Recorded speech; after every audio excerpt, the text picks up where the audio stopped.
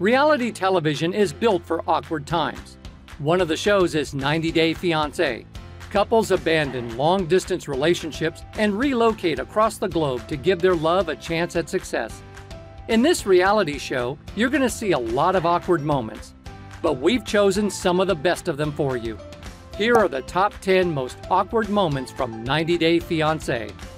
But before we get started, be sure to subscribe to our channel and ring the bell to get notified about our latest videos.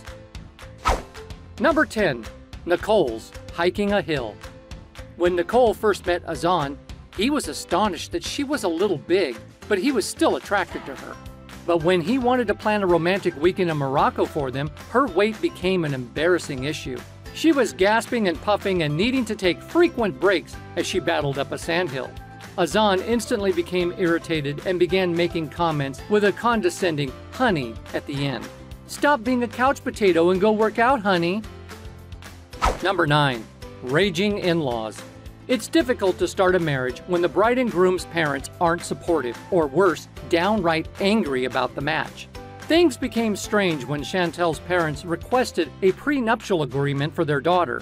The strangeness was rapidly reinforced during a phone call with Pedro's mother, who began ranting in Spanish about dumb Americans, while Chantel sat nervously listening to how much her future mother despises her.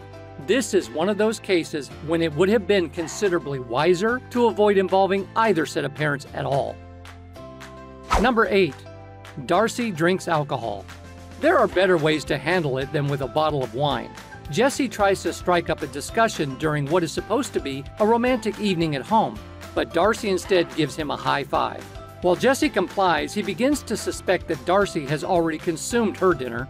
The dinner that followed is awkward and passive-aggressive, with Jesse accusing Darcy of seeking to create drama.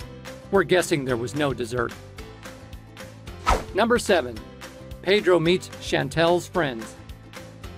The thought of your loved ones marrying someone from another country is difficult to bear, but some are more open about their feelings than others.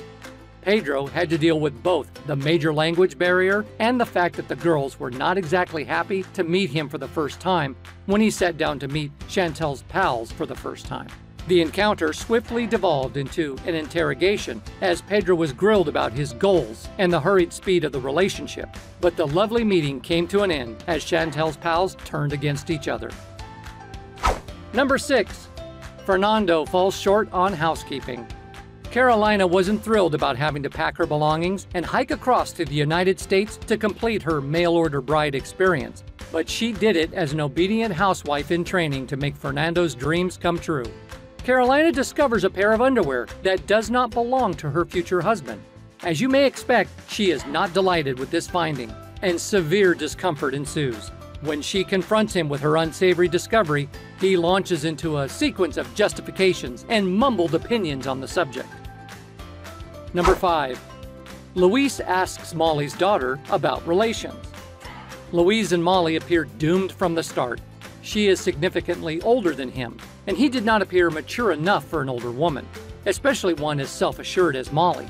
Molly brought 2 children with her, a teenage daughter who was about to start college and a much younger daughter who was still in elementary school.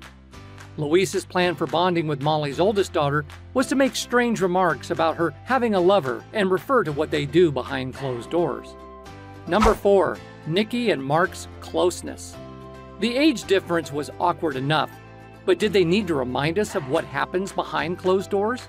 Because they weren't married yet when Mark offered Nikki her bed, when she made it plain that she wanted to sleep with him in his bed. Nikki's romantic depiction of her and Mark's relationship, while beautiful, had far too much information and increased the creep factor by a factor of 1,000. We understand that this is a reality show, but they are not required to reveal everything. Number 3. Unusual swimwear. Paul and Karine are so hilariously awkward that they make a second appearance on our list of 90 Day Fiancé weirdness. The two strolled down to the Amazon, where Karine persuaded Paul to swim in one of the watering holes. Paul wasn't about to risk anything burrowing in where the sun doesn't shine with his manhood, so he wore a sheath down there. Before bobbing around in the water with anything but ease, Paul took sure to cover up his small pal with as much coverage, clothing, and life jacket vests as humanly possible. Number 2. Ricky switches from Melissa to Jimena. Ricky was delighted to travel to Colombia in Season 2 of Before the 90 Days to meet a woman named Melissa. He brags about her to his friends and family, but when he arrives, Melissa appears uninterested and sees Ricky as the clown he is.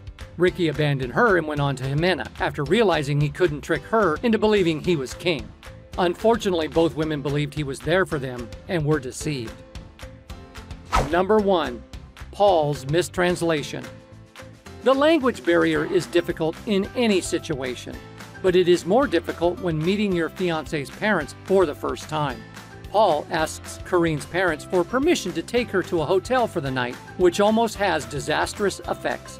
They are not thrilled with the barely veiled suggestion, and the pair must translate quickly to avoid additional embarrassment. It was difficult to see Paul try to awkwardly laugh off his mistake. So guys, that was it for this video. What did you think about our video? Let us know in the comments section below. If you are new to our channel, be sure to subscribe and ring that notification bell to get notified about our latest videos. Thanks for watching.